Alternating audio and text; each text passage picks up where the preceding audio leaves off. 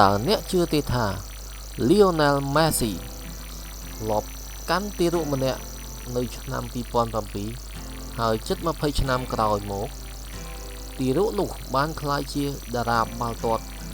ដែលពិភពលោកកំពុងនិយាយដល់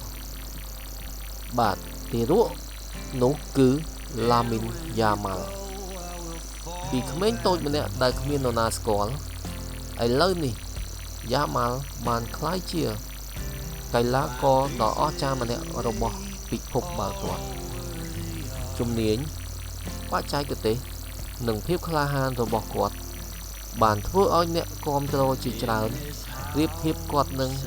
ទៅនឹងកីឡាករ Messi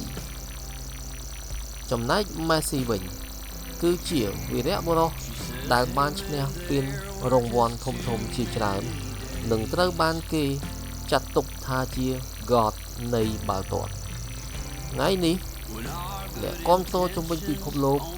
កំពុងសួរសំណួរមួយថាតើ Yamal អាចក្លាយជាស្ដេចថ្មីបន្ទាប់ពី Messi បានដែរឬទេ